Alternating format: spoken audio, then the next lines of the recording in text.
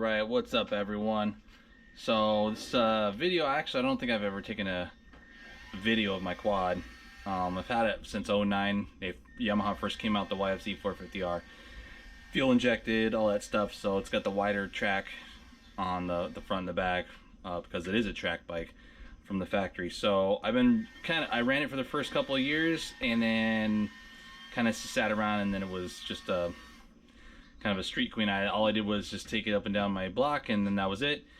So because we started having kids and everything, and then so now they're older and we're all going out to the desert again, and me and my wife can take the kids. So my wife rides the quad, and I don't know if I mentioned in another video, my wife broke her pelvis the last time we went out in March. So what I did just recently, and I'll kind of go over just the quick things that, if you have a quad, I'd probably suggest. I had it stocked the whole time and I just didn't touch it, but I knew I needed to do some things. So first and foremost, your shocks. So I have the stock shocks on there, and you can't really tell right here, but you can tell they got the gold anodized, whatever.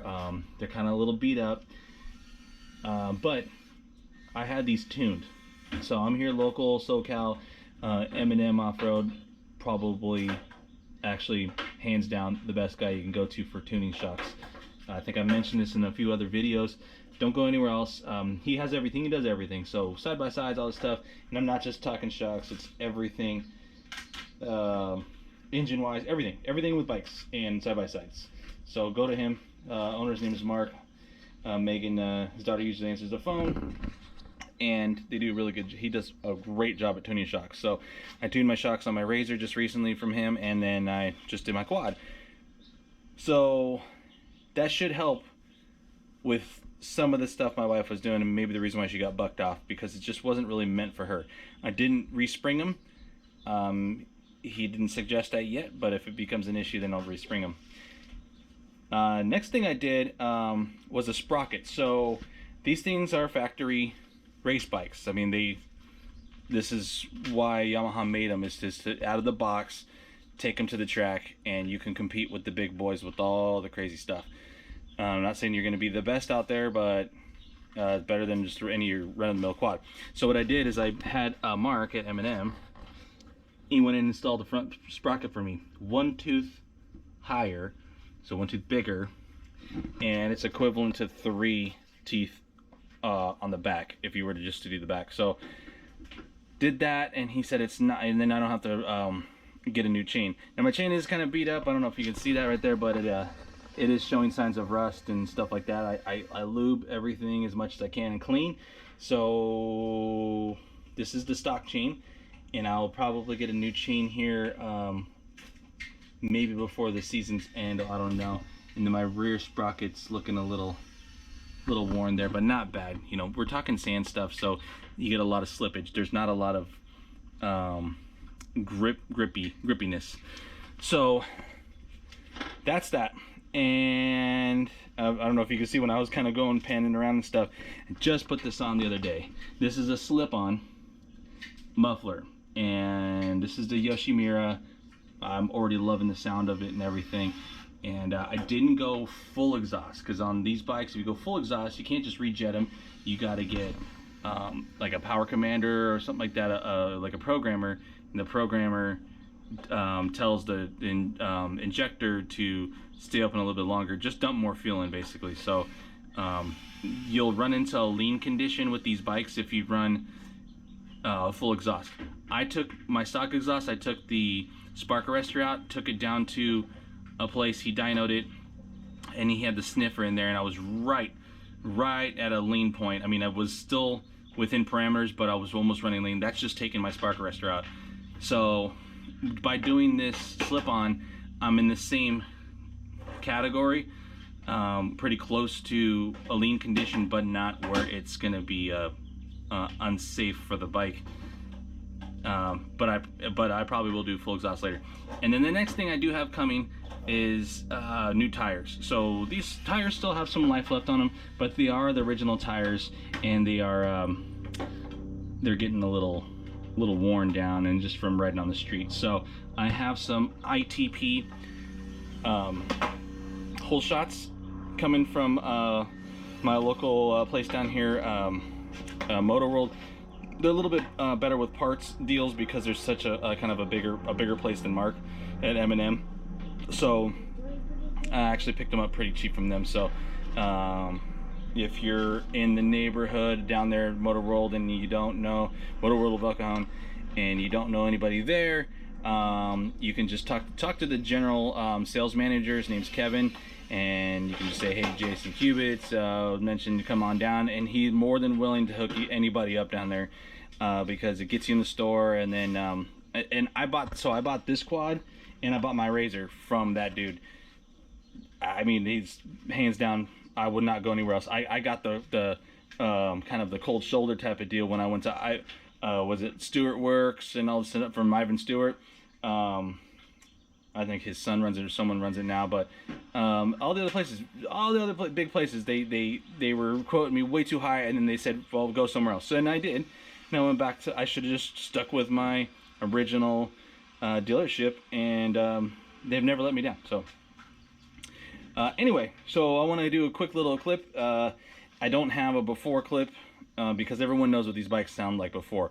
So I'm going to do a quick little clip of this starting up and revving up. So let's see if I can set my camera down and give you a nice little shot of the exhaust.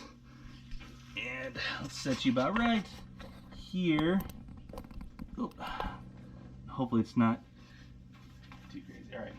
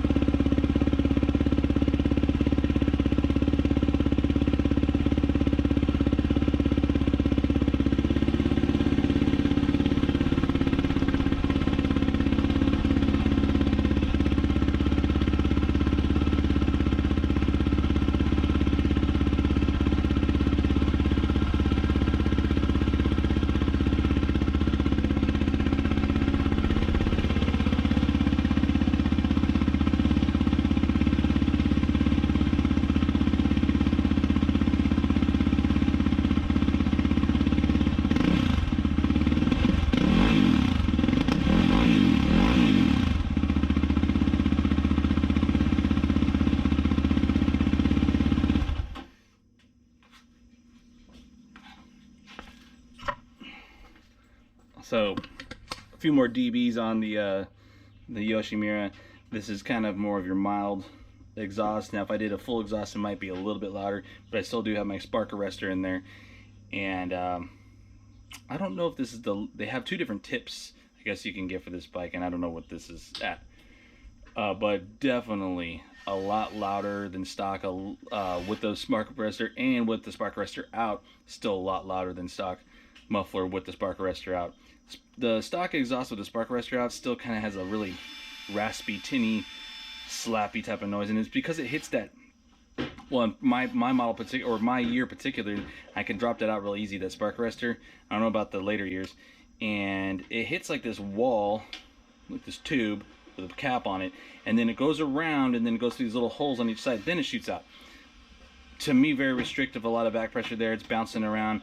Probably helps with that muffling it down because it's bouncing around inside of there instead of straight through design like this. So it gives you that deeper. I mean, it rattles. Like right now, it was rattling my chest, and I like that. I don't like anything really too loud though, unless I'm in a cab of something. But when you're riding something like this and it's too loud, even with your helmet on, it gets to your ears, especially on a long ride. But that's my preference. So anyway, those are some of the things I would definitely do first and foremost if you're gonna buy one of these. I waited this many years because, like I said, I did a couple trips and it just sat there. But now we're the last couple of seasons. I said, hey, we got to do some upgrades to this. So the shocks, we'll see where they sit. The first ride is Halloween coming up, and my wife likes them. Cool. If it's still not enough, then we'll respring them, or I mean, I don't know if I want to flip spend a lot of money on Elkas, because the Elkas are very expensive. I think for the whole setup for this would be like $3,500 in shocks. That's a little insane. So we'll see what we can do with the valving. Well, it's already revalved. We'll see what we can do with the adjustments on the shocks, and maybe some new tires might help too. I heard those hole shots are just a little bit taller than the stock ones. I don't know if that has to do with the tread, but maybe they might have a little more give on some of these, on some of the chop.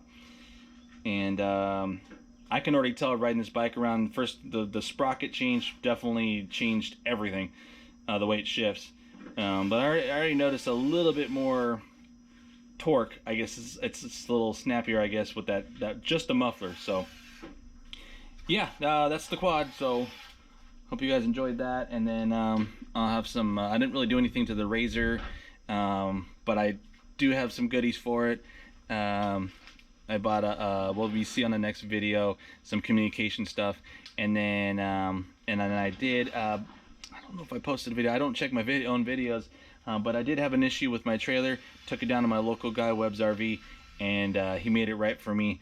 I went out of pocket on it because I'm not going to deal with the Eclipse, and I don't think anybody should have to deal with I'll get into that on that video, but that's done. Quad's done, Razor's almost done, and yeah, desert season's here. So you guys start getting your stuff ready. Now's the time. If you need to get into any one of your repair shops, I'd suggest now, or if not last month, because you're not going to have it done in time before the desert season if the guys are booked, like my guys. And of course, get these things ready, get some paddles on them. Kids are going to want something to play with out there when they're not riding their bikes. All right, that's all I got, guys. Later.